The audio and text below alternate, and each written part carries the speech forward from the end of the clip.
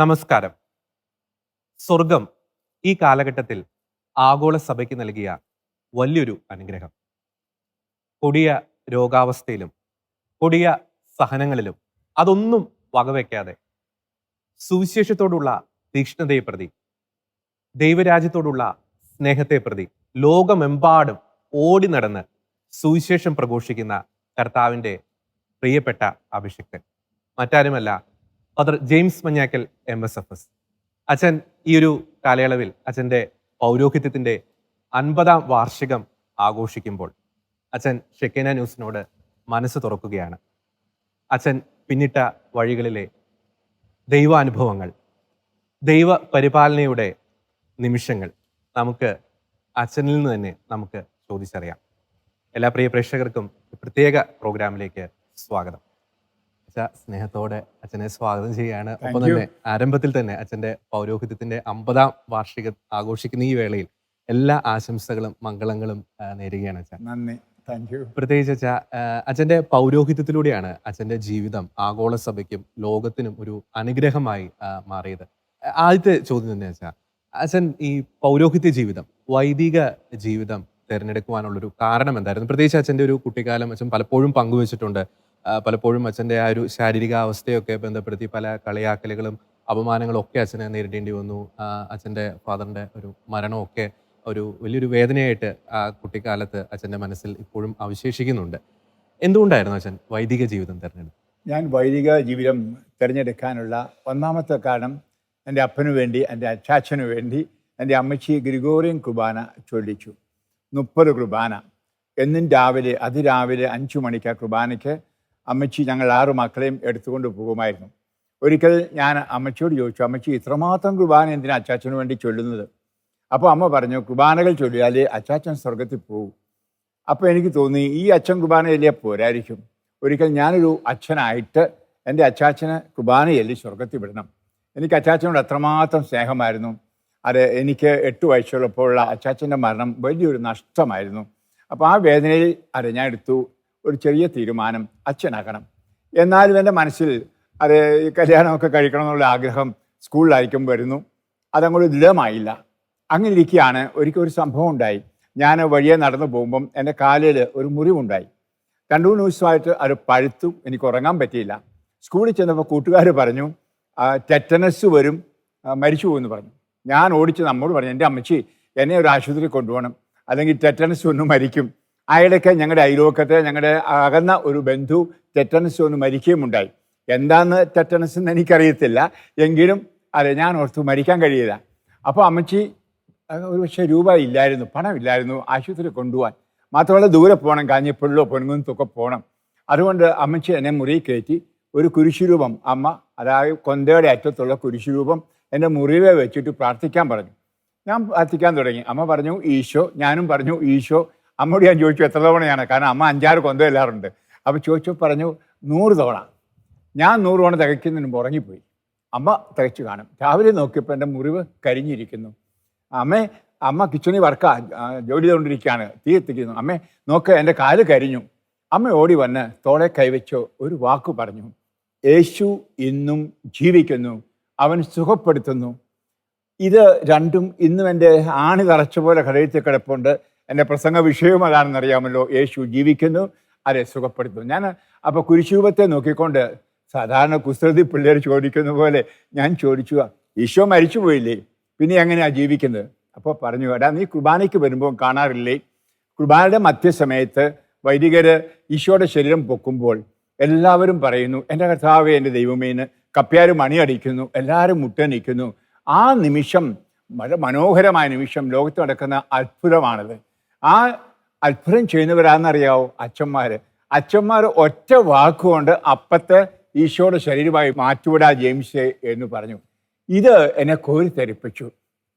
അവിടെ എൻ്റെ വൊക്കേഷൻ, എൻ്റെ ദൈവവിളി ആഴപ്പെട്ടു. എനിക്ക് ഈ അത്ഭുത പ്രവർത്തകനാകണം, അതായത് അപ്പം ശരീരമാക്കുന്ന അത്ഭുത പ്രവർത്തനം ചെയ്യണം എന്ന ദൃഢമായ തീരുമാനമെടുത്തു. അതാണ് എൻ്റെ ദൈവ വിളി എന്ന് എനിക്ക് പറയാൻ സാധിക്കും. അച്ഛൻ പറഞ്ഞപ്പോൾ പെട്ടെന്നൊരു കാര്യം മനസ്സിൽ വന്നതാണ്. പ്രത്യേകിച്ച് ഈ ഫാദർ ജെയിംസ് മഞ്ഞാക്കൽ MSFS എന്ന ഒരു അഭിഷിക്തനായ ഒരു വൈദികനെ ആഗോള സഭയ്ക്ക് സമ്മാനിക്കുന്നതിൽ അച്ഛന്റെ അമ്മയുടെ ഒരു സിമ്പിൾ ഫെയ്ത്ത് അത് വളരെയധികം ഒരു സ്വാധീനം ചെലുത്തിയില്ല. പ്രത്യേകിച്ച് നമുക്ക് അന്ന് ആ കാലഘട്ടത്തിൽ വലിയ കരിസ്മാറ്റിക് ധ്യാനങ്ങളോ ധ്യാന ഗുരുക്കന്മാരോ ഒന്നുമില്ല. ഒന്നുമില്ല. പക്ഷെ അച്ഛന്റെ കുടുംബത്തിൽ നിന്ന് ലഭിച്ച ആ ഒരു സിമ്പിൾ ഫോർമേഷൻ, കനിഷ്ക. അമ്മയുടെ ഒരു അമ്മ സിമ്പിൾ 4ാം ഫെയ്ത്ത് ക്ലാസ്സിൽ പഠിച്ചിട്ടുള്ളൂ. പഠിച്ചിട്ടുള്ളൂ. അത് വലിയ രീതിയിൽ ഒരു സ്വാധീനം ചെലുത്തിയിട്ടില്ലേ ശരിക്കും? അമ്മയുടെ രാവിലെയും വൈകിട്ടുമുള്ള പ്രാർത്ഥന, ആ പ്രാർത്ഥന സമയത്ത് എൻ്റെ മക്കളൊരാളെ അങ്ങയുടെ മുന്തിരിത്തോപ്പിലേക്ക് വിളിക്കണേ, ഇതൊക്കെ എൻ്റെ ഹൃദയത്തെ സ്പർശിക്കുമായിരുന്നു. നിശ്ചയമായിട്ടും ഒരമ്മയുടെ ആ തീവ്രമായ പ്രാർത്ഥന, എല്ലാ സന്ധ്യാപ്രാർത്ഥനയും വൈദികർക്ക് വേണ്ടി പ്രാർത്ഥിക്കുമായിരുന്നു, പ്രത്യേകിച്ച് വികാരി അച്ഛനു വേണ്ടി. അതൊക്കെ എന്നെ സ്പർശിച്ചു. അപ്പോൾ ഞാൻ ഓർത്തു, അച്ഛനായ ഒത്തിരി പേര് എനിക്ക് വേണ്ടി പ്രാർത്ഥിക്കും എന്നൊക്കെയുള്ള ചിന്ത വന്നു. പക്ഷേ എൻ്റെ ലൗകികമായ ആശയമൊക്കെ ഉണ്ടായിരുന്നു, ലൗകികമായി ജീവിക്കണം. ഈ ദൈവവിളിയെപ്പറ്റി അധികം ചിന്തിച്ചില്ല. ഞാൻ സ്കൂളിൽ പോയപ്പം അപ്പം മരിച്ചു പോയതുകൊണ്ട്, അച്ചാച്ചൻ മരിച്ചതുകൊണ്ട് ഒത്തിരി ദുഃഖമൊക്കെ ഉണ്ടായിരുന്നു. ഞാനൊരു കുസൃതിയായി മാറി, ഒരു വികൃതിയായി മാറി. എല്ലാവരും അരിശപ്പെടുക, ദേഷ്യപ്പെടുക, തല്ലുക, ഇതൊക്കെ എൻ്റെ സ്കൂളിലെ സ്വഭാവം. അവസാനം എൻ്റെ കഴിഞ്ഞ ജൂബിലി, സിൽവർ ജൂബിലി നടത്തിയപ്പോൾ അന്നത്തെ ഹെഡ് മാസ്റ്റർ പറഞ്ഞത്, ജെയിംസിനിട്ട് 12 അടി ഒന്നിച്ചു കൊടുക്കാത്ത ഒറ്റ അധ്യാപകനില്ലായിരുന്നു എന്ന്. അത്രമാത്രം ഞാൻ കുസൃതിയായിരുന്നു. അങ്ങനെ മുന്നോട്ട് പോയി. അതേസമയം ഞാൻ എല്ലാ ശനിയാഴ്ചയും പള്ളിയിൽ പോകുമ്പോൾ മാതാവിനോട് പറയുമായിരുന്നു, ഞങ്ങളുടെ പള്ളി സെൻറ്റ് മേരീസ് ചർച്ചാണ്, അതുകൊണ്ട് അമ്മോട് പറയും എന്നെ ഒരു വൈദികനാക്കണേ. ഇതാരോടും പറഞ്ഞിട്ടില്ല, പറഞ്ഞാൽ അവർ ജീവിക്കും. അതുകൊണ്ട് ഞാൻ ആരോടും വൈദികനാകാൻ പോകുന്നു എന്ന് പറഞ്ഞിട്ടുമില്ല. പറഞ്ഞ ഏക വ്യക്തി ഈശോ കഴിഞ്ഞാൽ മാതാവാണ്. അപ്പം മാതാവ് എന്നെ അച്ഛനാക്കും എന്നൊരു ചിന്ത ഉണ്ടായിരുന്നു. അപ്പൊ തന്നെ അച്ഛൻ 1973 73 ഏപ്രിൽ മാസം 23-ാം തീയതിയാണ് എൻ്റെ പട്ടം. അന്ന് ചങ്ങനാശ്ശേരി ഉപതിലായിരുന്നു ഞങ്ങളുടെ ഇടവക. ചെറുവള്ളി എന്ന് പറയുന്ന ഒരു ചെറിയ കുഗ്രാമം, സെൻറ്റ് മേരീസ് ചർച്ച്. ഇപ്പോൾ എനിക്ക് മറക്കാൻ പറ്റാത്ത ആ നിമിഷം, 23-ാം തീയതി 3 മണിക്ക് അന്നത്തെ ചങ്ങനാശ്ശേരി ഓക്സിലറി ബിഷപ്പായിരുന്ന ജോസഫ് പൗത്തിൽ വരുന്നു, എനിക്ക് പട്ടം തരുന്നു. അദ്ദേഹത്തിൻ്റെ 2ാമത്തെ പട്ടം കൊടുക്കലായിരുന്നു എനിക്ക്. ആ കൈവപ്പ് പ്രാർത്ഥന സമയത്ത് എൻ്റെ മനസ്സിൽ പല പല ദൈവവചനങ്ങൾ വന്നു. അതിലൊന്നിതായിരുന്നു, അപ്പസ്തോല പ്രവർത്തനങ്ങൾ അധ്യായം 10:38 യേശുക്രിസ്തു എപ്രകാരം പരിശുദ്ധാത്മാവിനാലും ശക്തിയാലും അഭിഷിക്തനായി രോഗികളെ സുഖപ്പെടുത്തിയും പിശാചുക്കളെ ബഹിഷ്കരിച്ചും ചുറ്റി നടന്നു, അവനോടുകൂടി ദൈവമുണ്ടായിരുന്നു. ഇത് എൻ്റെ ഹൃദയത്തിലേക്ക് വന്നു. ഞാൻ പ്രസിദ്ധനായ ഒരു ബൈബിൾ പണ്ഡിതൻ്റെ കീഴിലാണ് ബൈബിൾ പഠിച്ചത്, സെൻറ്റ് പീറ്റേഴ്സ് സെമിനാരിയിൽ, ഫാദർ ലെഗ്രാൻ. അപ്പോൾ ഒത്തിരി ബൈബിൾ അറിയാമായിരുന്നു, പക്ഷേ ഒന്നും ഉപയോഗിച്ചിട്ടില്ല. ഇത് മനസ്സിൽ വന്നു. ആ കൂട്ടത്തിൽ എൻ്റെ ഹൃദയത്തിൽ വന്ന വേറൊരു വാക്യം അപ്പസ്തോല പ്രവർത്തനങ്ങൾ 20-ാം അധ്യായത്തിൽ, അതായത് നിന്റെ അജപാലനം യേശുവിൻ്റെ രക്തത്താൽ നേടിയെടുത്ത അജഗണത്തിൻ്റെ അഥവാ സഭയുടേതാണ്. ഇത് എൻ്റെ മനസ്സിൽ വന്നു. ദൈവമേ, ഞാൻ അച്ഛനാകുന്നത് ഒരു അജപാലനത്തിനാണ്. അപ്പോൾ ഞാൻ അജപാലനം ചെയ്യേണ്ട വ്യക്തികൾ ഈശോയുടെ രക്തത്താൽ വിളിച്ചു മാറ്റപ്പെട്ട്, അതാണ് സഭ. ഈ ചിന്ത എൻ്റെ മനസ്സിൽ വന്നു. അപ്പോൾ ഒത്തിരി അയോഗ്യതാബോധം, എനിക്കിനി സാധിക്കുമോ ഇങ്ങനെയുള്ള, കാരണം എനിക്ക് സെമിനാരി പഠിക്കുമ്പോഴൊക്കെ ഈ പട്ടസുഖം ആയിരുന്നു മനസ്സിൽ. സുഖമായ ശാപ്പാട്, സുഖമായ മുറി, സുഖമായ യാത്ര, ഇതൊക്കെയായിരുന്നു എൻ്റെ മനസ്സിലുണ്ടായിരുന്ന ലൗകികമായ ആഗ്രഹങ്ങൾ. അപ്പോൾ ഈ പട്ടസമയത്ത് പരിശുദ്ധാത്മാവിൽ ഈ ചിന്ത വന്നപ്പോൾ എനിക്ക് മനസ്സിലായി, പട്ടസുഖവും ഇത് രണ്ടും കൂടെ പോവുകയില്ലാന്ന്. കാരണം സഹനങ്ങൾ കൂടിയാലേ പറ്റൂ ഇങ്ങനെ ചുറ്റി നടക്കാൻ. വാസ്തവത്തിൽ പിതാവ് തലയിൽ കൈവച്ച് പ്രാർത്ഥിച്ച അഭിഷേക നിമിഷത്തിൽ ഞാൻ കരഞ്ഞുപോയി. ആ പാട്ടുണ്ടായിരുന്നല്ലോ, അതാ എത്ര സമുന്നത മിന്നോ പുരോഹിത, ആ സ്ത്രീ വലിയ മഹത്വ സ്ഥാനം, ആ ഒരു പാട്ടുണ്ട് ഈ പട്ടസമയത്ത്. അപ്പം വൈദികൻ്റെ ആ വിശിഷ്ട സ്ഥാനം എത്ര മഹോന്നതം, മാലാഹമാരുടെ സ്ഥാനത്തേക്കാൾ വലുത് എന്നൊക്കെ പറയുന്ന ഗാനം കേട്ടപ്പോൾ ഞാൻ കരഞ്ഞുപോയി. എൻ്റെ ഫസ്റ്റ് കസിൻ, എൻ്റെ അമ്മയുടെ അങ്ങയുടെ മകൻ അച്ഛനാണ് അടുത്ത് നിന്ന് എന്നോട് ചോദിച്ചു, ജെയിംസ് എന്നാ കരയുന്നത്? എനിക്ക് പറയാൻ പാടില്ലായിരുന്നു. അതുപോലൊരു അനുഭവമായിരുന്നു എൻ്റെ പട്ടത്തിൻ്റെ അനുഭവം. ഒപ്പം തന്നെ വെച്ചാൽ ഈ MSFS കോൺഗ്രിഗേഷൻ അത് ശരിക്കും ലോകം മുഴുവൻ അറിയപ്പെടാൻ ഇടയായതിന്റെ ഒരു കാരണം അച്ഛന്റെ ശുശ്രൂഷയാണ്, അച്ഛന്റെ പൗരോഹിത്യ ജീവിതമാണ്. എന്തുകൊണ്ടായിരുന്നു ഈ MSFS കോൺഗ്രിഗേഷൻ അച്ഛൻ തിരഞ്ഞെടുത്തത്? ഞാൻ മിഷണറി ആകണമെന്ന് ചിന്തയുണ്ടായിരുന്നു. അതിന് പല കാരണം. ഒരു കുഞ്ഞു മിഷണറി എന്നും പറഞ്ഞൊരു മാസിക ഈ പണ്ടങ്ങാനത്തു നിന്നുണ്ടായിരുന്നു. അപ്പോൾ അത് ഞാൻ വായിക്കുമായിരുന്നു. അതിനകത്ത് കേരളത്തിൽ നിന്ന് ആദ്യം മിഷന് പോയ MSFS വൈദികൻ ജോർജ് വൈലിൽ, അദ്ദേഹത്തിൻ്റെ ലേഖനങ്ങൾ ഉണ്ടായിരുന്നു. അദ്ദേഹത്തിൻ്റെ ലേഖനങ്ങൾ ഈടുറ്റതായിരുന്നു വിശാഖപട്ടണം നടക്കുന്ന മാനസാന്തരങ്ങളും മിഷൻ പ്രവർത്തനങ്ങളെ പറ്റി. പിന്നെ എൻ്റെ ഇടവകയിൽ നിന്ന് തന്നെ ഒരച്ഛൻ വിശാഖപട്ടണത്തിൽ ജോലി ചെയ്യുന്നുണ്ടായിരുന്നു, സക്കറിയാസ് കരോട്ടുപാറ. അദ്ദേഹം അവധിക്ക് വരുമ്പോൾ പള്ളി പറയും അവിടുത്തെ മിഷനെ പറ്റി. അപ്പോൾ എനിക്ക് വലിയ ആകർഷണം, പോകണം. MSFS പോകാനല്ലായിരുന്നു ആഗ്രഹം, വിശാഖപട്ടണം. അന്നൊക്കെ പ്രായമുള്ളവർ പറയും മിശികാപട്ടണം എന്ന്. വിശാഖപട്ടണം എന്ന് പറയാൻ നാക്ക് തിരിയാത്തതുകൊണ്ട്. അപ്പോൾ എനിക്ക് വിശാഖപട്ടണത്തിൽ പോകണം, മിഷണറി ആകണം. പിന്നെ ഏറ്റുമാൻ അവരുടെ സെമിനാരിൽ ചെന്നപ്പോഴാണ് അറിയുന്നത് MSFS ആണെന്നും ഇതൊക്കെ. അപ്പൊ MSFS ആകുക എന്നുള്ളതല്ലായിരുന്നു ഉദ്ദേശം, ഒരു മിഷണറി ആകുക എന്ന്. കാരണം ഈ 2 മിഷണറിമാർ ഏറെ എന്നെ സ്വാധീനിച്ചു. അവർ ഈ കുഞ്ഞു മിഷണറിയുടെ എഡിറ്ററായിരുന്ന കുഞ്ഞേട്ടൻ, ഒരു വിഷയം നിങ്ങൾ കേട്ടിട്ടുണ്ടായിരിക്കും, ധാരാളം പേർക്ക് കത്തെഴുതും. എൻ്റെ ജീവിതത്തിൽ ആദ്യം ഞാൻ ഒരു കത്തെഴുതുന്ന ഒരു കാർഡ്, പോസ്റ്റ് കാർഡ് എഴുതുന്ന അദ്ദേഹത്തിന് മറുപടിയാണ് കിട്ടുന്നത്, കുഞ്ഞനുജ എന്ന് പറഞ്ഞുകൊണ്ടുള്ള അഭിസംബോധനയല്ല. അപ്പോൾ ഇതൊക്കെയാണ് എന്നെ പ്രേരിപ്പിച്ചു മിഷണറി ആകണം. ചുമ്മാ അച്ഛനായ പോരാ. അപ്പൊ ഈ മിഷണറി എന്ന് പറഞ്ഞാൽ മാനസാന്തരപ്പെടുത്തുക, വചനം പ്രഘോഷിക്കുക. അച്ഛൻ ഞാൻ പേടിത്തൊണ്ടനാണ്, പ്രസംഗിക്കുക, അതൊന്നും അതിനെപ്പറ്റി ചിന്തിച്ചില്ല. അതുകൊണ്ട് ഞാൻ എന്ത് ചെയ്യുന്ന, വീട്ടിൽ വരുമ്പം, സ്കൂളിൽ നിന്ന് വരുമ്പം ഇടവേളകളിൽ ശനിയാഴ്ചയും ഞായറാഴ്ചയും ഒക്കെ ഞങ്ങൾക്ക് ഒത്തിരി സ്ഥലമുണ്ട്, 5-6 ഏക്കർ സ്ഥലമുണ്ട്. അവിടെ അന്നൊക്കെ റബ്ബറില്ല, കമുകും തെങ്ങും. അവിടെ പോയി ഒരു പുസ്തകം എടുത്ത് ഞാൻ ഒച്ചത്തിൽ പ്രസംഗിക്കും. അപ്പൊ അയലോക്കെല്ലാം കൂടും, ജെയിംസ് അച്ഛനാൻ പോവാ. കാരണം ഞാൻ പ്രസംഗിക്കുകയാണ്, എനിക്കറിയാം പ്രസംഗിക്കാൻ എനിക്ക് കഴിവില്ല. അപ്പൊ അതിനുവേണ്ടി ഞാൻ പ്രയത്നിച്ചാലേ പറ്റൂ. ഈ ചിന്ത ആ കുഞ്ഞുനാളിലെ ഉണ്ടായിരുന്നു. ഒപ്പം തന്നെ അച്ഛൻ ഇപ്പോൾ അച്ഛൻ്റെ ശുശ്രൂഷകൾ കാണുന്നവരും, അച്ഛൻ വളരെ തീപ്പൊരിയായിട്ട് സുവിശേഷത്തിന് വേണ്ടിയിട്ട്, സ്വർഗരാജ്യത്തിന് വേണ്ടിയിട്ട് സുവിശേഷം പ്രഘോഷിക്കുന്നു. പക്ഷേ അച്ഛൻ്റെ ജീവിതാനുഭവങ്ങൾ അച്ഛൻ പങ്കുവെച്ച ചില കാര്യങ്ങൾ ഓർമ്മയിൽ വരികയാണ്. പ്രതീക്ഷ അച്ഛൻ ആ ഒരു കാലഘട്ടത്തിൽ നേരത്തെ പറഞ്ഞതുപോലെ ഒരു വൈദികനായി കഴിഞ്ഞാൽ ഒരു സെമിനാരി പ്രൊഫസർ എന്ന നിലയിൽ ഒരു കംഫോർട്ട് സോണിലായിരിക്കാൻ അച്ഛൻ ആഗ്രഹിക്കുന്നു. ഒപ്പം തന്നെ കരിസ്മാറ്റിക് ശുശ്രൂഷകളോടൊന്നും അത്ര ഒരു ആഭിമുഖ്യം അച്ഛൻ ഉണ്ടായിരുന്നില്ല. ഒപ്പം തന്നെ ഇപ്പോഴും ഓർക്കുന്ന ഒരു കാര്യമുണ്ട്, അച്ഛൻ പട്ടം സ്വീകരിച്ചതിന്റെ പിറ്റേ ഒരു ഞായറാഴ്ച അച്ഛൻ്റെ ഒരു ആദ്യത്തെ ഒരു പ്രസംഗമുണ്ട്. അച്ഛന് പ്രിയപ്പെട്ട ആ 2 വാക്കുകൾ മാത്രമേ പറയാൻ സാധിച്ചിരുന്നുള്ളൂ. അവിടെ നിന്ന് പിന്നെ എങ്ങനെയാണ് ഈ ഒരു തീപ്പൊരി ഒരു സുവിശേഷ അനുഭവത്തിലേക്ക് വരാൻ? ഞാൻ SFS സെമിനാരി ഏറ്റുമാനിലെ പ്രൊഫസറായിരുന്നു, വൊക്കേഷൻ പ്രൊമോട്ടറായിരുന്നു. ഈ കാലഘട്ടത്തിലാണ് കരിസ്മാറ്റിക് നവീകരണത്തെ പറ്റി ഞാൻ വായിക്കാനായി ഇടയായി. അപ്പോൾ ബഹുമാനപ്പെട്ട കണ്ടെത്തൽച്ചൻ പ്രസിദ്ധീകരിക്കുന്ന നീയും ഞാനും എന്ന ഒരു സൈക്കോളജി മാസിക, അത് കൊച്ചിയിൽ നിന്നാണ്. അതിനകത്ത് എഴുതി എന്താണെന്നറിയാമോ, ഭാഷാപരം സ്ത്രീകളുടെ അവസരമാണ് എന്ന്. അത്രയ്ക്ക് എനിക്കൊട്ടും അംഗീകരിക്കത്തില്ല ഭാഷാപരവും ഈ കൈവച്ച് പ്രാർത്ഥനയും രോഗശാന്തിയും ഒക്കെ. കാരണം മുഴുവൻ സൈക്കോളജി ആയിരുന്നു തലയിൽ, പിന്നെ തിയോളജിയും. അപ്പം ഞാനോർത്ത് ദൈവത്തെപ്പറ്റി എനിക്കെല്ലാം അറിയാം. ഞങ്ങൾ ഈ അച്ഛന്മാർക്കെല്ലാം ഉള്ള അഹങ്കാരം അതാ, കുറെ തിയോളജി പഠിക്കുമ്പോൾ ഞങ്ങൾക്കെല്ലാം അറിയാം, പിന്നെ ആരും പറയുന്നത് കേൾക്കാൻ പോയില്ല. ഇതായിരുന്നു, ഞാനും അഹങ്കാരിയായിരുന്നു. അപ്പം ഞാനോർത്ത് എനിക്ക് പരിശുദ്ധാത്മാവിനെ അറിയാം. അതേസമയം പരിശുദ്ധാത്മാവിന് ഒരു തുക്കുമില്ലായിരുന്നു എനിക്ക്. കാരണം പരിശുദ്ധാത്മാവ് നിറഞ്ഞ പയ്യൻ വന്ന്, അതൊരു പുതു ക്രിസ്ത്യാനി വന്ന് പ്രാർത്ഥിച്ചപ്പോൾ എൻ്റെ പഴയ ജീവിതത്തെപ്പറ്റി ഒന്നൊന്നായി പറയുകയും പ്രാർത്ഥിക്കുകയും ചെയ്തപ്പോൾ ഞാൻ അറിയുന്നത് പരിശുദ്ധാത്മാവ് ഭയങ്കരം. കാരണം അവൻ പറയാണ്, രാവിലെ ഞാൻ എഴുന്നേറ്റപ്പോൾ യേശു പറഞ്ഞു, ജെയിംസ് എന്ന് പറഞ്ഞ ഒരു അച്ഛൻ കാരിത്താസ് ആശുപത്രിയിൽ കിടപ്പുണ്ട്, പോയി പ്രാർത്ഥിക്കണം. എനിക്ക് അറിയത്തില്ലായിരുന്നു ഈ ആശുപത്രി. അപ്പോൾ ആശുപത്രിയിൽ പോകാനുള്ള വണ്ടിയുടെ നമ്പർ കാണിച്ചു. ഇതൊക്കെ കേട്ടപ്പോൾ എനിക്കൊരു പുകിലായിരുന്നു, ഞാൻ ചിരിച്ചു. ആ വ്യക്തിനെ നേരത്തെ ഒരിക്കലും അവനും എന്നെ അറിയില്ല, ഞാനും അറിയില്ല. അപ്പോൾ അവരിത് പറയുമ്പോൾ ഞാൻ മനസ്സിൽ ഓർത്തത് പെന്തക്കോസ്ത് രീതിയിലുള്ള പ്രാർത്ഥന. എനിക്കൊണ്ട് വിശ്വസിക്കാൻ പറ്റിയില്ല.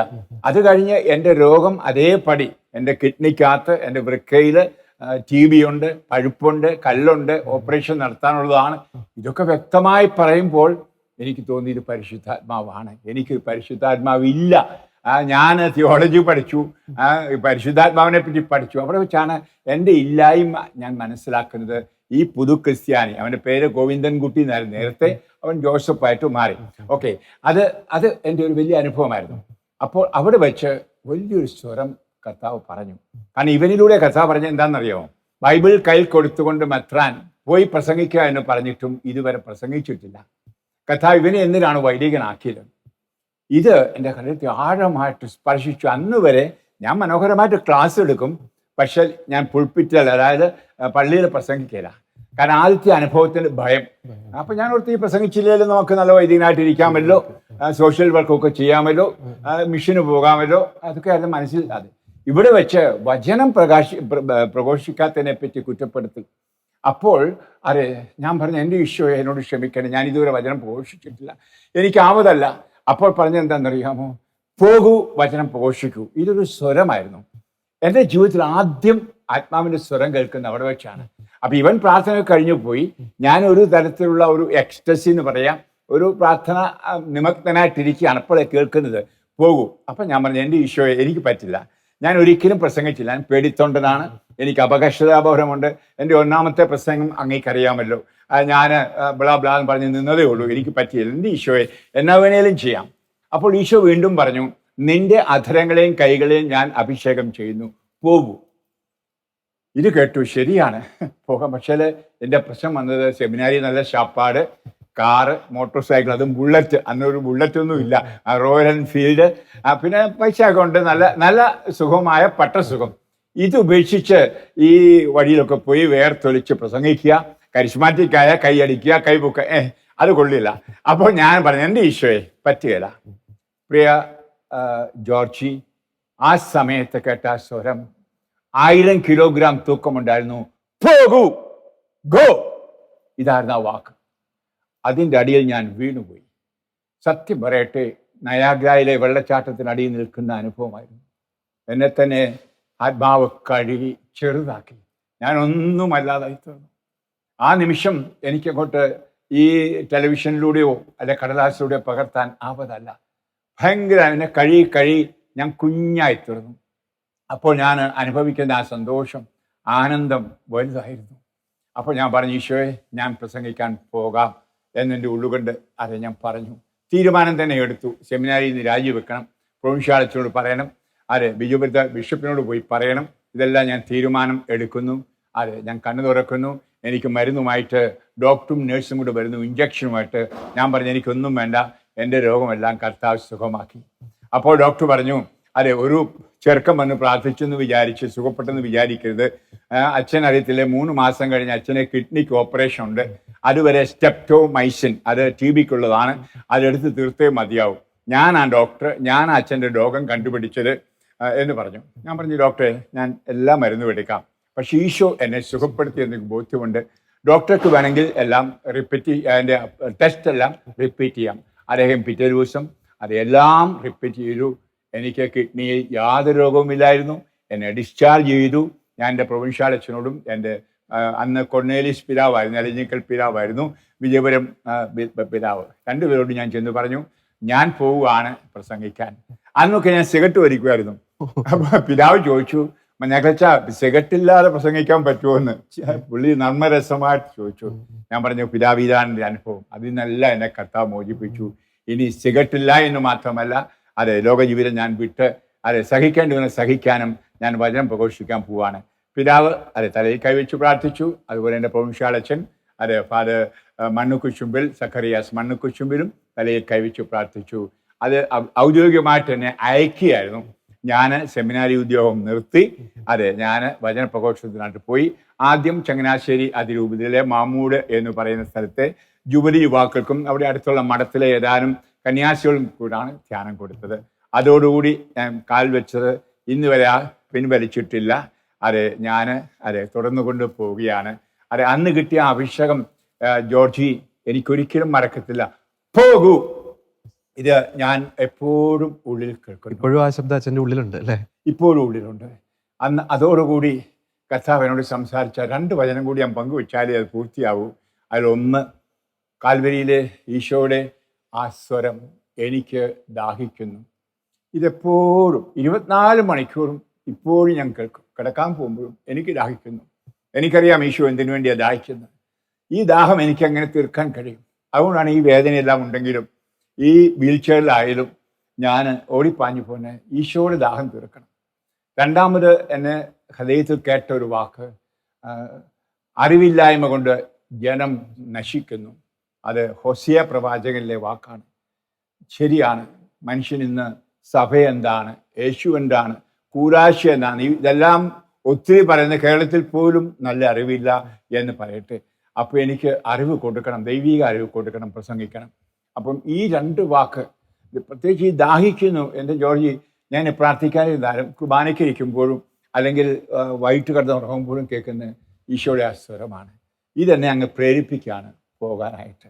അപ്പോൾ ഈ വേദനയോ സഹനവും ഒന്നും പ്രശ്നമല്ല. അപ്പോൾ ആ അഭിഷേകത്തിലൂടെയാണ് സഹിക്കാനുള്ള കൃപ കിട്ടി.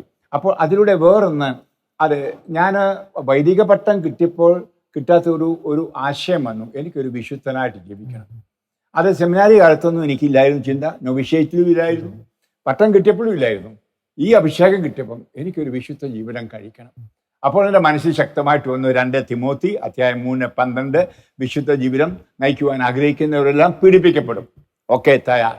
അതായിരുന്നു എൻ്റെ ജൈത്രയാത്ര എൻ്റെ ഭാര്യയുമായിട്ട് എൻ്റെ ബൈബിളിൽ ഞാൻ പറയുന്നത് എൻ്റെ ഭാര്യ എന്നാണ്. ഈ ഭാര്യയും കൊണ്ടാണ് ലോകം മുഴുവൻ ഞാൻ സഞ്ചരിക്കുന്നത്. അച്ഛൻ പറഞ്ഞു ഇപ്പം കർത്താവ് അച്ഛനെ അയച്ചു. നമുക്കറിയാം ഈ സുവിശേഷ പ്രഘോഷണം നമുക്ക് 2 തരത്തിൽ ചെയ്യാം. ഒന്നൊരു റിസ്ക് ഇല്ലാത്ത സുവിശേഷ പ്രഘോഷണം. സാധാരണ നമ്മുടെ ഇടവകളിലൊക്കെ പോയി വചനം പ്രഘോഷിക്കുന്നു, അല്ലെങ്കിൽ വാർഷിക ധ്യാനത്തിന് ക്ലാസ്സുകൾ എടുക്കുന്നു. അത് അത്ര വലിയ റിസ്ക് ഇല്ല. പക്ഷെ അച്ഛനെ സംബന്ധിച്ചിടത്തോളം ലോക രാജ്യങ്ങളിലേക്ക് അച്ഛൻ ഇറങ്ങി തിരിച്ചത്. ആ രാജ്യങ്ങൾ നിസ്സാര രാജ്യങ്ങളൊന്നുമല്ല. പ്രത്യേകിച്ച് ചില തീവ്ര ഇസ്ലാമിക നിലപാടുകൾ സ്വീകരിക്കുന്ന രാജ്യം, സുവിശേഷത്തിലൂടെ യാതൊരു തുറവില്ലാത്ത രാജ്യങ്ങൾ. അത്തരം റിസ്ക് എടുക്കാനുള്ള ഒരു ചേതവുകാരം എന്തായിരുന്നു? അത് എൻ്റെ ചെറുപ്പത്തിലേ കിട്ടിയ ഒന്നാണ്. ഞാൻ ചെറുപ്പമായിരുന്നപ്പം ഞങ്ങൾ കൃഷിക്കാരാണ്. രാവിലെ പ്രാർത്ഥനയും കുർബാനയും എല്ലാം കഴിഞ്ഞ് എൻ്റെ അച്ചാച്ചൻ കൃഷിക്കായിട്ട് ഇറങ്ങും. ഞങ്ങൾ പിള്ളേരും കൂടെ പോകും. അപ്പോൾ ഞങ്ങൾ മരത്തേ കയറും. ഞങ്ങൾ മരത്തേ കയറിയാൽ ഇറങ്ങി വരാൻ അപ്പൻ ഒരിക്കലും സഹായിക്കില്ല. നീ തന്നെ തിരിച്ചു വരണം. അപ്പോൾ റിസ്ക് എടുക്കാൻ പഠിച്ചത് എൻ്റെ ഫാദറിൽ നിന്നാണ്, എൻ്റെ അച്ചാച്ചനിൽ നിന്നാണ്. അതായത് അദ്ദേഹം പറയുന്ന ഒന്നായിരുന്നു, എപ്പോഴും ഒഴുക്കിനെതിരെ പോകണം, ഒഴുക്കിനെതിരെ പോകണം. അപ്പം ഞങ്ങളുടെ അടുത്താണ് ഈ മണിമലയാറ്. ഞങ്ങളിന്നും കുളിക്കാൻ പോകുന്നു അവിടെയാണ്. ചിലപ്പോഴൊക്കെ ഈ മഴക്കാലത്ത് നല്ല ഒഴുക്കാം. അന്നേരവും പോയി ഞങ്ങൾ വെള്ളത്തിൽ ചാടാനായിട്ട്. റിസ്ക് ഉണ്ട്. അപ്പോൾ ഈ റിസ്ക് ചെറുപ്പത്തിലേ കിട്ടിയ ഒന്നാണ്. അപ്പോൾ എനിക്കിന്നും എൻ്റെ സന്തോഷം എതിർപ്പുള്ളപ്പോഴാണ്. ഉദാഹരണമായിട്ട് നിങ്ങൾക്കറിയാവുന്ന പോലെ പഴയ സോവിയറ്റ് യൂണിയൻ്റെ രാജ്യങ്ങളിൽ ഉക്രൈന്, അവിടെയൊക്കെ പ്രസംഗിക്കുന്ന സമയത്തൊക്കെ ഒത്തിരി എതിർപ്പുകൾ ഉണ്ടായി. ക്രൊയേഷ്യ വെച്ച് ഒരിക്കൽ ഒരുത്തൻ ഗണ്ണുമായിട്ട് തന്നെ വെടിവെക്കാൻ വന്നതാണ്. അതൊക്കെ സംഭവങ്ങൾ നമ്മുടെ ഇന്ത്യൻ എക്സ്പ്രസ്സിൽ വന്ന ന്യൂസ് ആയിരുന്നത്. അതായത് ഞാൻ സാക്ഷ്യം പറഞ്ഞുകൊണ്ടിരിക്കുന്നു, ഒരു സ്ത്രീ എനിക്ക് അത് തർജ്ജമ ചെയ്യുന്നു. ആ സമയത്ത് ഒരു ചെറുപ്പക്കാരൻ, അവന് ഡ്രഗ് അഡിക്റ്റ് ആയിരുന്നു, തോക്ക് ചൂണ്ടി ദൈവാനെങ്കിലും അടുത്ത് എന്ന ആൾ തട്ടി കളഞ്ഞു. അത് അവിടെ പോയി പൊട്ടി. അപ്പോൾ 18 പേരുടെ ഒരു ഡ്രഗ് സംഘമാണ് അവനെ വിട്ടതിന്. കാരണം ഞാൻ ഡ്രഗിനെതിരായി പ്രസംഗിച്ചു, ഞാൻ മയക്കുമരുന്നിനെതിരായി പ്രസംഗിച്ചു. ഓക്കെ, ഞാൻ പറഞ്ഞത് അത്ര. അപ്പോൾ എനിക്ക് ഒന്നുകൂടെ ധൈര്യമാണ്, പോണം. ഒരിക്കലും കാല് പിന്നോട്ട് എടുക്കാൻ പാടില്ല. അത് അപ്പം പറയുന്നൊരു വാക്കായിരുന്നു, എടുക്കുന്ന കാല് പുറകോട്ട് എടുക്കരുത്. ഇത് ശക്തമായിട്ട് ഇന്ന് എൻ്റെ മനസ്സിലുണ്ട്. അതുകൊണ്ടാണ് ഗൾഫ് രാജ്യങ്ങളിലൊക്കെ അത് പോയ സമയത്തും ഏത് സഹനം വന്നാലും, ജയിലിൽ കിടന്നു, അടി കിട്ടി, അതൊന്നും ഒരു പ്രശ്നമല്ല. ആളുകൾ ചോദിക്കുക, അച്ഛാ എന്തുകൊണ്ട് ഈ പരിപാടി നിർത്തിക്കൂടാ?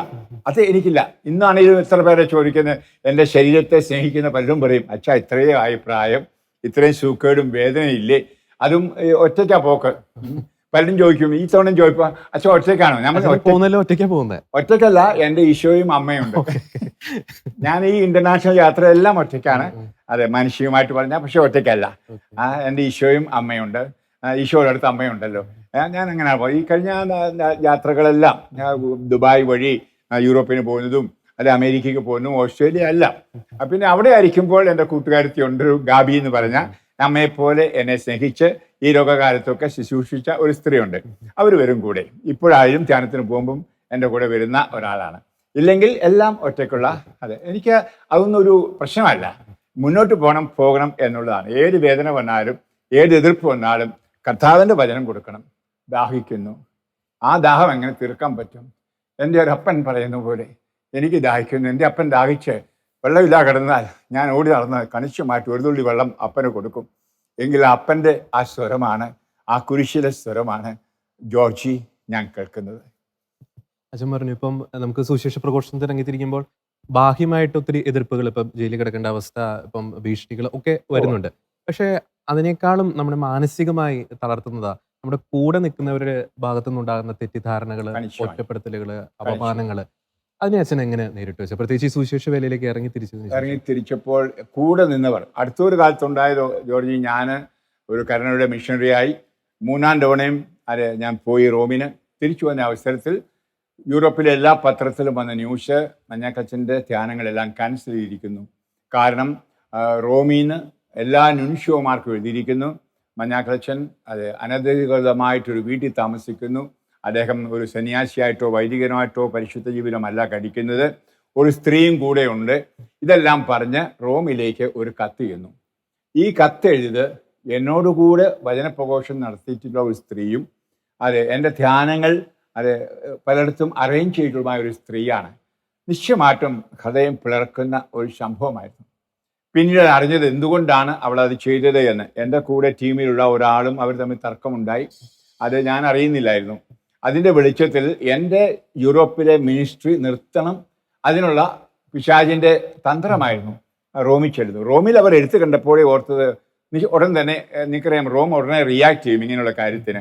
എന്നെപ്പറ്റി ഒന്നും അന്വേഷിച്ചില്ല. എല്ലാ ന്യൂഷ്യോമാർക്കും എഴുതി, എല്ലാ ബിഷപ്പ്മാർക്കും, ഇവിടുത്തെ ബിഷപ്പ്മാർക്ക് ഒരു കത്ത് കിട്ടി. ഇവിടെ വിജയപുരം പിതാവിനും കിട്ടിയിരുന്നു. ഉടൻ തന്നെ കിട്ടിയ ഉടനെ ഞാൻ കരഞ്ഞ് ദീപികാരുണ്യ സന്ധിയിൽ പ്രാർത്ഥിച്ചു. ഒരു കാര്യം ഞാൻ പറയാം, എൻ്റെ ജീവിക്കുന്ന ഈശോയോട് കൂടി പ്രാർത്ഥിക്കുമ്പോൾ ദീപികാരുണ്യത്തിൽ ശക്തിയാണ്. എൻ്റെ ശക്തിയുടെ സ്രോതസ് അതാണ്. എന്ത് വിഷമം ഉണ്ടായാലും ഞാൻ ഓടിച്ചെല്ലും. എൻ്റെ ഈശോയെ, ഞാൻ ഈശോയെ കാണുന്ന ഒരു അപ്പമായിട്ടോ അല്ലെങ്കിൽ ഒരു കുർബാനയായിട്ടോ ഒന്നുമല്ല. എന്നും ജീവിക്കുന്ന ഉയർത്തെഴുന്നേറ്റ കർത്താവ് അതെ പച്ചയായി മനുഷ്യനായി എൻ്റെ കൂടെയുണ്ട്. അതുകൊണ്ടാണ് ഞാനാരാ ഒന്നുമല്ല. ഞാൻ പലപ്പോഴും ഈ അടുത്ത നാളിൽ ഈ ജൂബിലിയെ പറ്റി ഞാനിങ്ങനെ പ്രാർത്ഥിച്ച് ധ്യാനിക്കുകയായിരുന്നു. ഞാനാരാ? ഞാനൊരു പുരോഹിതനാണോ? അച്ഛനാണോ? അല്ല. ആരാ അച്ഛൻ? ഈശോ. ഈശോ മഹാപുരോഹിതൻ. ഒരു പുരോഹിതനേ ഉള്ളൂ, ഒരു ബലിയേ ഉള്ളൂ. പിന്നെ ഞാൻ അർപ്പിക്കുന്ന ബലിയോ ഈശോയുടെ ബലി. ഇനി ഞാൻ പുരോഹിതനോ? അല്ല. ആ പൗരോഹിത്യം ചെയ്യാനായിട്ട് ഒരു ഉപകരണം മാത്രം. അപ്പം ഞാൻ എന്നെ തന്നെ കാണുന്ന ഒരു സീറോ ആയിട്ടാ, പൂജ്യം, വട്ടപൂജ്യം. ഞാനൊന്നുമല്ല. ഞാനിപ്പോഴും മഞ്ഞാക്കൽ കുഞ്ഞപ്പൻ്റെയും അന്നമ്മയുടെയും മകൻ ജെയിംസ് മാത്രം. ഈശോ എന്നിലൂടെ 103 രാജ്യങ്ങളിൽ പ്രസംഗിച്ചു. ഈശോ എന്നിലൂടെ പോയി അത്ഭുതങ്ങളും അടയാളങ്ങളും ചെയ്തു. ഞാനൊന്നും ചെയ്തിട്ടില്ല. ഈശോ എന്നിലൂടെ ഈ 50 കൊല്ലമായിട്ട് ഏകദേശം 20,000 കുർബാന ചൊല്ലി. അല്ല, ആ വാക്ക് പോലും ഈശോയുടെ വാക്കാ ഞാൻ ഉച്ചരിക്കുന്നത്. എത്ര പേരും ജ്ഞാനസ്നാനപ്പെടുത്തിയിട്ടുണ്ട്? ജ്ഞാനസ്ഥാനപ്പെടുത്തിയ എണ്ണങ്ങൾ വളരെ കുറവായിരിക്കും. ഞാൻ വിശാഖപട്ടണത്ത് വെച്ച് കുറെ പേരെ മാമോസ കൊടുത്തിട്ടുണ്ട്. പിന്നെ ഈ ധ്യാനങ്ങൾക്കൊക്കെ പോകുന്ന യൂറോപ്പിൽ ഒത്തിരി പേര് സ്നാനം സ്വീകരിക്കാറുണ്ട്, അഡൾട്ട്സ്, പ്രായമായവർ. അപ്പം ഞാൻ എല്ലാവരോടും പറയും, ജ്ഞാനസ്ഥാനം സ്വീകരിക്കാതെ നീ ഒരു ക്രിസ്ത്യാനിയല്ല. ഇത് പലർക്കും അറിഞ്ഞുകൂടാ. നിങ്ങൾക്കറിയത്തില്ല എങ്കിൽ ചില ഓർക്കുന്നത് അപ്പനും അമ്മയും ക്രിസ്ത്യാനിയാണ്, മകനും ക്രിസ്ത്യാനിയാണ്. ആർക്കും അറിയത്തില്ല നമ്മുടെ മതത്തിന്റെ ശ്രേഷ്ഠത. മാമോദീസ ഇല്ല എങ്കിൽ ക്രിസ്ത്യാനിയല്ല എന്നുള്ളത്. ഇത് പച്ചക്ക പറയും. അപ്പോൾ എല്ലാ ധ്യാനത്തിലും ഒരു 5 or 6 മാമോദീസ കാണും. വലിയ കൺവെൻഷൻ 50,000 പേരുടെയൊക്കെ കൺവെൻഷൻ ആണെങ്കിൽ ചിലപ്പം ഒരു വലിയ ബറ്റാലിയൻ കാണും മാമോദീസയ്ക്ക് വേണ്ടിയിട്ട്. അതുപോലെ വിവാഹ ജീവിതത്തെപ്പറ്റിയും ആളുകൾക്ക് യൂറോപ്പിൽ വളരെ അറിവ് കുറവാണ്. ഒന്നിച്ച് ജീവിച്ച് മക്കളുണ്ടായാൽ മതി, അത് ധാരാളം മതി. പിന്നെ അടിപിടി ഉണ്ടാക്കരുത്, വിവാഹമോചനമരുത്, അതൊക്കെ അവർക്കറിയാം. പക്ഷേ ഈ കർത്താവിൻ്റെ കൂരാശയെപ്പറ്റി ആരും അങ്ങനെ പച്ചയ്ക്ക് പറഞ്ഞിട്ടില്ല. അതുകൊണ്ട് എല്ലാ ധ്യാനത്തിലും ഞാൻ വിവാഹം കഴിഞ്ഞവരെ ഇപ്പം ഇന്നലെയും ഒരാൾ വിളിച്ചു.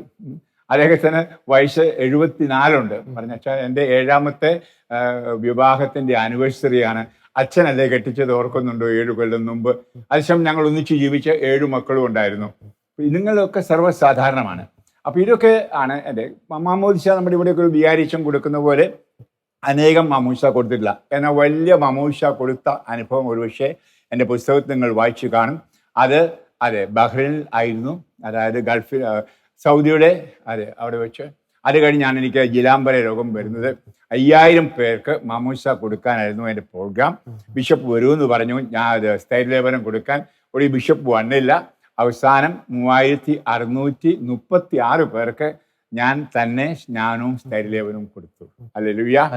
അതും കഴിഞ്ഞ് അഹങ്കാരത്തോടെ ഞാൻ വരികയാണ് നാട്ടിൽ, മ്യൂണിക്കിലേക്ക് തിരിച്ചു വരികയാണ്. പിറ്റേ ആഴ്ചയിലാണ് നാട്ടിലേക്ക് വരേണ്ടത്, എൻ്റെ ചേട്ടൻ്റെ മകൻ്റെ പുത്തൻ കുർബാനയ്ക്ക് ബോംബെക്ക്. അപ്പോഴാണ് ഞാൻ രോഗിയായി തീരുന്നത്. അപ്പോഴാണ് എനിക്ക് രോഗം വന്നപ്പോൾ എല്ലാവരും ഓർത്തു മുസ്ലിങ്ങൾ 2 വിഷം തന്നതാണ്. ഒരിക്കലുമല്ല. എൻ്റെ ജിലാംബര രോഗം അവർ കണ്ടുപിടിച്ചില്ല. അപ്പോൾ അവർ ഓർത്തു ഞാൻ അവരോട് ആഹാരം കഴിക്കുകയും ഞാനിവിടെ പോയാലും ആളുകളുടെ കൂടെ മിങ്കിൾ ചെയ്യുന്ന ആളാണ്, അപ്പോൾ അവരെന്തോ തന്നതാണ് എന്നൊക്കെയാണ് വിചാരിച്ചാൽ ഡോക്ടർമാർ പോലും എനിക്ക് ചികിത്സകൾ തരികയുണ്ടായിരുന്നു. അത് വലിയൊരു സംഭവമായിരുന്നു. അവർ പലരും കൊല ചെയ്യപ്പെട്ടു. ICUയിൽ നിങ്ങളൊരു കേട്ടിട്ടുണ്ടായിരിക്കും. എൻ്റെ കൂടെ വലതു കൈയായി പ്രവർത്തിച്ച ഒരു ജോസഫ്, ഒരു ജർമ്മൻകാരൻ, അവന് മാനസാന്തരം ഉണ്ടാകുന്ന ബോംബെ എയർപോർട്ടിൽ വെച്ചാണ്. അവൻ കഴുത്തൊരു പാമ്പും അത് കേട്ടുണ്ടായിരിക്കും, കയ്യിലൊരു ചുണ്ടലിയായിട്ട് ദൈവമാണെന്ന് പറഞ്ഞ് നടന്നു. അവന് വലിയ മാനസാന്തരം. അവൻ്റെ തല വെട്ടി ICU. ഇതൊക്കെ സംഭവങ്ങളാണ്. അതുപോലെ ഞാൻ മാമോദിസ കൊടുത്ത പലരെയും കൊല ചെയ്യപ്പെട്ടായിട്ട് എനിക്കറിയാം, പീഡിപ്പിച്ചതായിട്ടും. നേരെ പേർ ചൂടായിട്ട് നിൽപ്പുകൊണ്ട് തീപ്പന്തം പോലെ കത്തി. അവർ യൂറോപ്പിൽ വന്നതിനെ കാണാറുണ്ട്, എഴുതാറുണ്ട്. അപ്പോൾ അങ്ങനെയൊക്കെയാണ്. എൻ്റെ ജ്ഞാനസ്ഥാനം കൊടുത്തിട്ടുണ്ടോ എന്ന് ചോദിച്ചാൽ എന്നെ ഏറെ വേദനിപ്പിച്ചത്, ധാരാളം വൈദികർ ബലി അർപ്പിക്കുന്നു. ഇത്രയും ബലി അർപ്പിക്കപ്പെടുന്ന ഒരു സംസ്ഥാനമോ സ്ഥലമോ കാണില്ല. ആ അനുഗ്രഹം നമ്മുടെ ചുറ്റും ഉണ്ടോ? ഇല്ല മോനെ. ഞാൻ ആരെയും കുറ്റപ്പെടുത്തുകയല്ല, വിമർശിക്കുകയല്ല. നിങ്ങൾ എന്നെ തെറ്റിദ്ധരിക്കരുത്. ഞാൻ ഒത്തിരി തെറ്റിദ്ധരിക്കപ്പെട്ടിട്ടുള്ളവനാണ്. ഇപ്പൊ പറ്റി എന്താന്ന് ചോദിച്ചാൽ, വടിയുണ്ട്, ആനയില്ല. ഈശോ ഇല്ല, കുർബാനയുണ്ട്, സഭയുണ്ട്. അൽമേനികളുടെ പാപത്തേക്കാൾ ഈശോ ഇന്ന് വേദനിക്കുന്നത് എൻ്റെ പാപമോർത്താണ്, ഞങ്ങളുടെ പാപമോർത്താണ്, സമർപ്പിതരുടെ പാപമോർത്താണ്. സഭ ഉപേക്ഷിക്കേണ്ട നിമിഷങ്ങൾ എനിക്ക് വന്നിട്ടുണ്ട്. MSF സഭ ഉപേക്ഷിക്കേണ്ട നിമിഷങ്ങൾ ഉണ്ടായിട്ടുണ്ട്.